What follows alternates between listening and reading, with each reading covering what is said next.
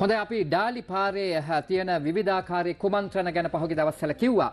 ඉතින් මෙතන දයාසිරි ජයසේකර පාර්ශවය, දුමින්ද දිසානායක පාර්ශවය, ඒ වගේම තවත් කණ්ඩායමක් කියන්නේ පාර්ශවය තුනක් අතර, ඒ කියන්නේ විජේදාස රාජපක්ෂ ඇතුළු කණ්ඩායමකුත් යටින් වෙන මෙහෙයුමක ඉන්නවා කියන එකත් අපි කිව්වා. ඒ අතරේදී මේ මෛත්‍රීපාල සිරිසේන මහත්තයයි දයාසිරි ජයසේකර මහත්තයයි කියන්නේ ඉතින් ඒ කාලේ හොඳම මිතුරෝ දෙන්නෙක්. ඒ කියන්නේ ඇත්තටම කියන මෛත්‍රීපාල මහත්මයා දයාසිරි මහත්තයා අරගෙන පක්ෂේ මහලේකම් බවට පත් කළා වගේම අවසානයේදී මහින්ද අමරවීර ලසන්ත අලගියවන්න ඒ වගේම දුමින්ද දිසානායක මේ කියන කණ්ඩායම් වල එක එක කතා අහලා දයාසිරිට අන්තිමේදී මහලේකම්කම නැති වුණා කියලා පාක්ෂිකයෝ කියන්න පටන් ගත්තා. කොහොම හරි කමක් නැහැ. පක්ෂ අභ්‍යන්තරයේ ඇතිවෙච්ච ගැටුම් වල අවසන් ප්‍රතිඵලයේ විදිහට 2024 අවුරුද්දේ ජූලි 27 වෙනිදා මධ්‍යම රාත්‍රියේදී ඊමේල් පණිවිඩයකින් දයාසිරි ජයසේකර මහලේකම් කමින් දොට්ට දාන්න මෛත්‍රීපාල මහත්තයා කටයුතු කළා. ඉතින් ඒ මොහොතේ ඉඳලා දයාසිරි වෙනම ගමනක් ආරම්භ කරා, මැතිවරණ වලට වෙනම කණ්ඩායමක් විදිහට ඉදිරිපත් වෙලා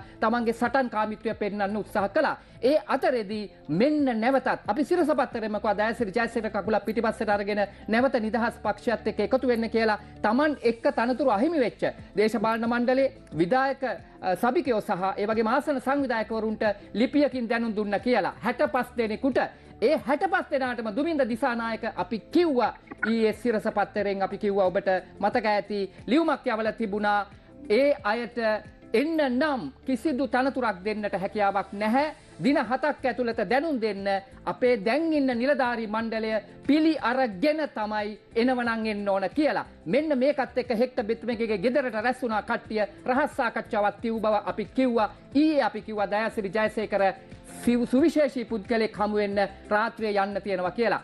කවුරු කියලාද හිතන්නේ මේ හමුවන්නේ මෛත්‍රීපාල සිරිසේන මහත්තයා. 2024 ජූලි 27 වෙනිදා තමා පක්ෂ මහලේකම් කමින් දොට්ට දාපු මෛත්‍රීපාල මහත්තයට බුලත් හුරුල්ලක් දීලා දෙපා නැමදලා අවසර අරගත්තා අලුත් ගමනක් යන්නට. ඉතින් මෛත්‍රීපාල මහත්තයා පහුගිය දවසක කිව්වා මට බණක් භාවනාවක් කරගෙන ඉන්න පුළුවන්, මේ පක්ෂයේ කාගේවත් පැත්තකට මං උදව් කරන්නේ නැහැ කියලා. හැබැයි ඊයේ වෙච්ච සාකච්ඡාවේදී කියවිලා තිබෙන්නේ දයාසිරිගේ ගමනට යම් ආශිර්වාදයක් කරන්නට සූදානම් කියන කාරණාවක් කියවෙන අතරෙම දුමින්ද දිසානායක අර යවපු ලියුම මෛත්‍රීපාල මහත්තයාට ලැබිච්ච බවක් කියවිලා තියෙනවා එතනදී. ඒ ලියුමෙන් කියලා තියෙන්නේ ඔබ පිට දුරවතාවක් දේශපාලන මණ්ඩලය ඇතුළු මධ්‍යම කාරක සභාව ඇතුළු පක්ෂයේ මේ වගේ කාරක සභා කමිටු වලට ආපු නැති නිසා ඔබත් පක්ෂයෙන් ඉවත් කරනවා කියන අදහස තමයි දින 7ක් ඇතුළත දැනුම් දෙන්න කියලා.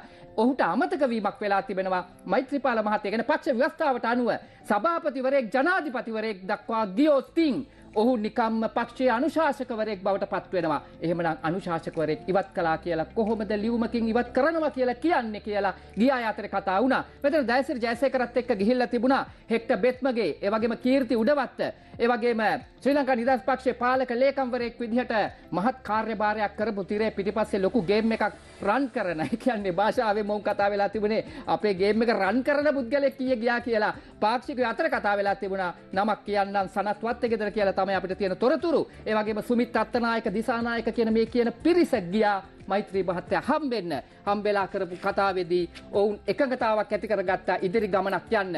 එහෙමනම් දුමින්ද දිසානායකලගේ පාර්ශවය දයාසිරි පාර්ශවයට පක්ෂයේ ඩාලි පාරේ පුටුවක් වෙන් කරන්නේ නැහැ කියලා දන්න නිසා ඔවුන් ෂැඩෝ වැඩක් කරන්න කතා වුණා කියලා ආරංචි. මේ දෙගොල්ලෝ මෙහෙම කුමන්ත්‍රණ කරගෙන ගැටුම් ඇති කරගන්නකොට රටින් එපිට රටක ඉන්න කෙනෙක් ඩාලි පාර ගැන ඇහැ ගහගෙන ඉන්නවා කියලත් අපිට පොඩි ආරංචියක් තිබෙනවා. ඒ තොරතුරුත් හෙළි කරගෙන අපි සිරස පත්තරෙන්ම ඉදිරි දවසක කියන්නම්.